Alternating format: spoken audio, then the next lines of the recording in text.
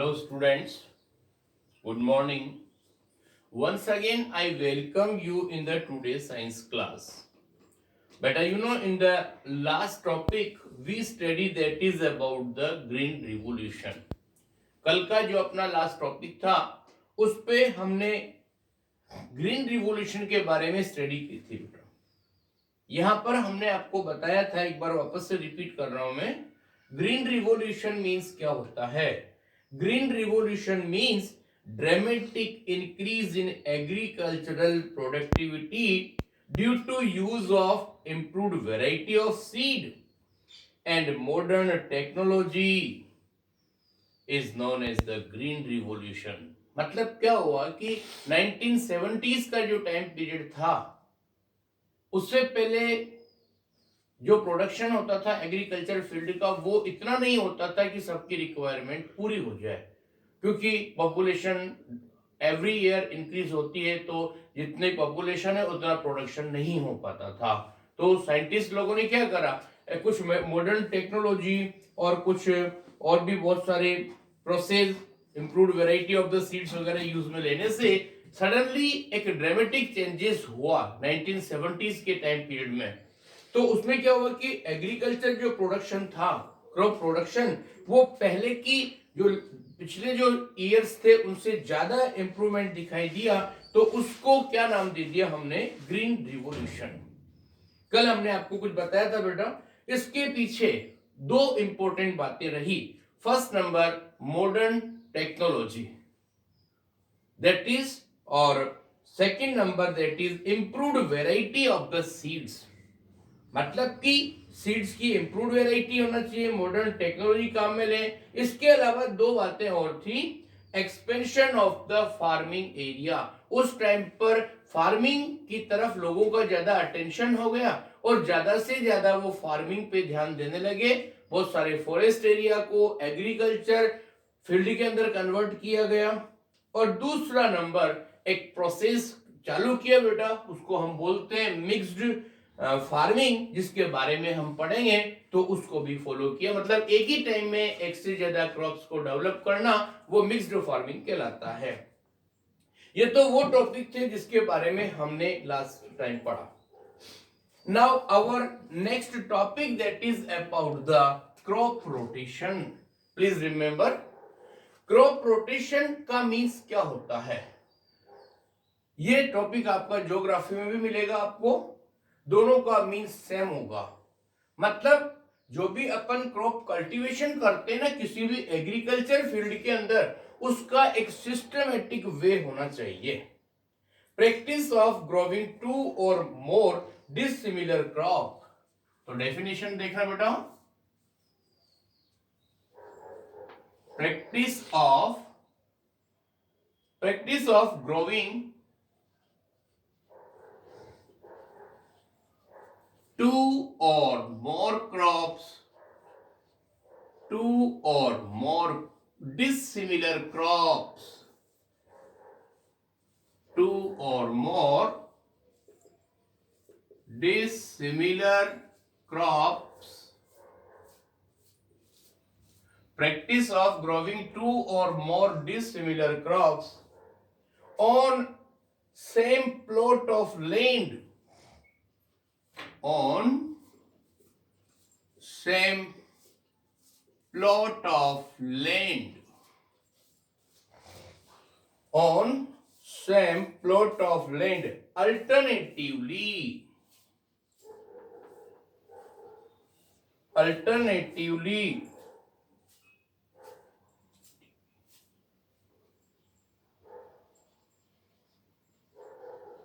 okay, that is the alternatively is known as crop rotation, is known as crop rotation।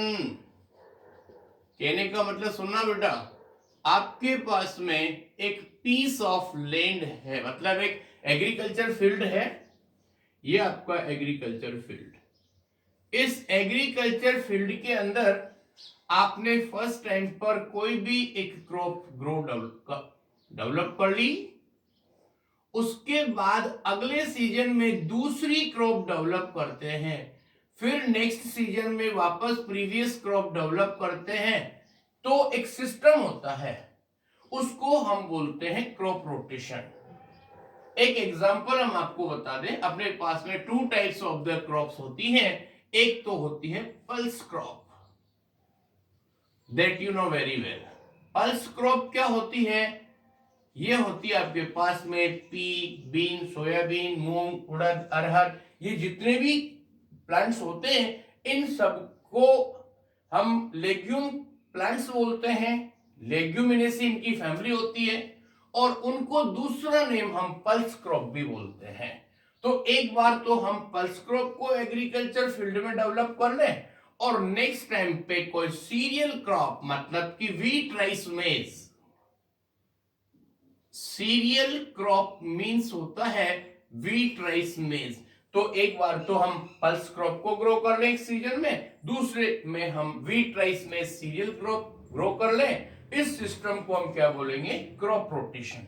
जरूरी नहीं है, लेकिन pulse crop में आपको पता है नाइट्रोजन फिक्सिंग बैक्टीरिया होते हैं बेटा रूट नोड्यूल्स के अंदर, तो वो सॉइल की फर्टिलिटी को इंक्रीज करते हैं। थोड़ा सा बात को समझने की कोशिश करना, मतलब हर क्रॉप के लिए सोइल में से अलग अलग न्यूट्रिएंट्स की जरूरत पड़ती है। इस क्रॉप रोटेशन को फॉलो करने से क्या होता है? सोइल की फर्टिलिटी, उपजाऊता या प्रोडक्टिविटी मैनेज रहती है, क्योंकि पल्स क्रॉप के लिए जो न्यूट्रिएंट्स चाहिए वो न्यूट्रिएंट्स सीरियल क्रॉप को नहीं चाहिए, वो उससे डिफरेंट होंगे। तो मतलब सोइल के अंदर जितने भी न्यूट्रिएंट्स हैं, अब जितने टाइम में सीरियल क्रॉप के न्यूट्रिएंट्स डेवलप होंगे, उतने टाइम में पल्स क्रॉप डेवलप कर लेंगे हम। और जब आप सीरियल क्रॉप डेवलप करेंगे तो पल्स क्रॉप में जो न्यूट्रिएंट्स सोइल में से लेस हो गए वो वापस से मैनेज हो जाएंगे with the help of micro organisms. आपको पता है सॉइल के अंदर बहुत सारे छोटे छोटे माइक्रो ऑर्गेनिजम्स और इंसेक्ट वगैरह होते हैं, तो अपने एक्टिविटीज से क्या करते हैं? सॉइल की फर्टिलिटी को मैनेज करते हैं। तो इस तरह का जो सिस्टम होता है उसको बोलते हैं हम क्रॉप रोटेशन। देखिए एक बार बुक में क्या लिखा है, the practice of growing two और more dissimilar crop on the same plot of land alternatively is known as crop rotation. When we keep on growing the same crop over and over again and the land become deprived of nutrient। हाँ, एक बात और ध्यान से सुनना, मान लो आपके पास कोई एक पीस ऑफ लैंड है, उसमें बार बार आप एक ही तरह की क्रॉप को अगर डेवलप करते जा रहे हैं, तो उससे रिलेटेड जो भी न्यूट्रिएंट्स हैं, जो मिनरल्स हैं, उनका नंबर धीरे धीरे कम होता जाएगा, और फाइनली एक टाइम ऐसा आएगा कि वो क्रॉप उस जगह पर पीस ऑफ लैंड में कल्टीवेट नहीं होगी, ग्रो नहीं होगी। Okay, crop rotation with the crop such is the pulse is done replenish the nutrient। तो मैंने आपको पहले बताया कि इसको, ये जो कमी होती है इसको कंप्लीट करने के लिए हम एक बार तो पल्स क्रॉप को ग्रो करते हैं, दूसरी बार सीरियल क्रॉप को ग्रो करते हैं। उससे क्या होता है? उनका जो फर्टिलिटी होती है सॉइल की वो मैनेज हो जाती है। Leguminous plant contain nitrogen fixing bacteria in the root nodules which help to overcome the nitrogen deficiency। ये हमने 7th क्लास में भी पढ़ा था, और आगे जो नेक्स्ट चैप्टर पढ़ेंगे अपन माइक्रो ऑर्गेनिज्म, उसमें भी आएगा। नाइट्रोजन फिक्सिंग बैक्टीरिया जिनका नेम होता है बेटा राइजोबियम, वो जो आपके लेग्यूम प्लांट्स होते हैं ना, उनके रूट नोड्यूल्स के अंदर क्या होते हैं? बैक्टीरिया अवेलेबल होते हैं, और उनका नेम है स्पेशली राइजोबियम। उसको हम डिटेल्स में बाद में पढ़ेंगे। अभी इतना ध्यान रखें कि ये बैक्टीरिया जो होते हैं ना, इनमें एक स्पेशल प्रॉपर्टी मिलती है, कैरेक्टरिस्टिक होता है कि एटमॉस्फेयर में जो भी नाइट्रोजन है ना, उसको कंपाउंड ऑफ नाइट्रोजन में कन्वर्ट कर देते हैं, उसको प्लांट यूज कर लेता है, और सॉइल की फर्टिलिटी इंक्रीज हो जाती है। तो ये बात रही बेटा अपने about the what? Crop rotation. Rotation means you know, और क्रॉप्स मींस मतलब हम जो भी फील्ड के अंदर क्रॉप्स को ग्रोविंग करेंगे वो एक रोटेटिंग वे में होना चाहिए। एक बार पल्स क्रॉप, एक बार लेग्यूम क्रॉप, कुछ ऐसा।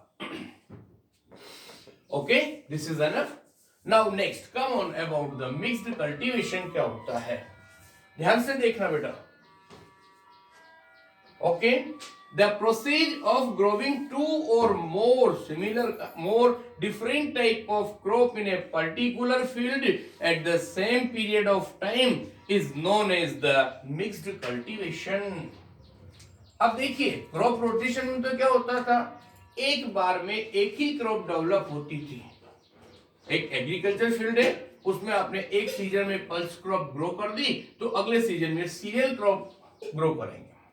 लेकिन मिक्स्ड कल्टीवेशन में क्या होगा, एक ही टाइम में टू डिसिमिलर क्रॉप्स को हम ग्रो करेंगे।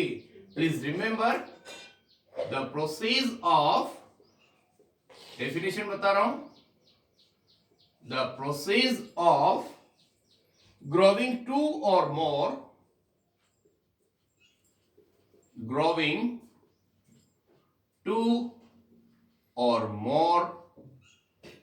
different type of crops,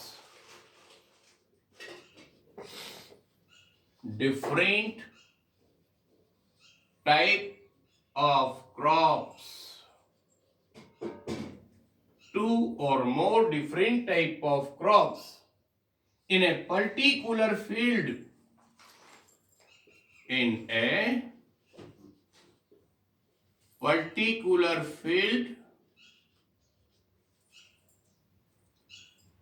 at the same period of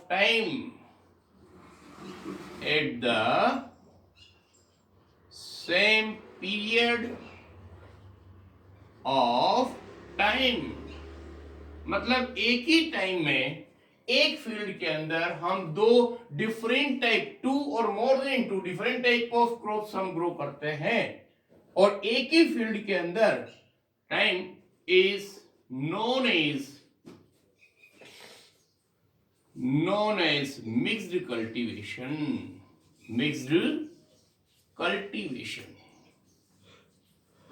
This is clear sir? Mixed cultivation means क्या होता है। और इसके बाद में एक और बात हम आपको बता दें, leguminous plant and cereal can be grown close to each other, nutrients required by one crop are fulfilled by the other, thus two crops can be grown at the same time. अब इसमें थोड़ा सा अलग है, agriculture field में एक ही time में हम एक रो के अंदर तो हमने सीरियल प्लांट ग्रो कर दिए, दूसरी रो के अंदर पल्स प्लांट ग्रो कर दिए, फिर सीरियल प्लांट, फिर पल्स प्लांट। तो अब देखो क्रॉप प्लांट जो सीरियल क्रॉप्स है, सीरियल प्लांट्स है, उनके लिए अलग न्यूट्रिएंट्स चाहिए, और जो लेग्यूमिनस है उनके लिए अलग न्यूट्रिएंट्स चाहिए, तो दोनों की रिक्वायरमेंट पूरी हो जाती है।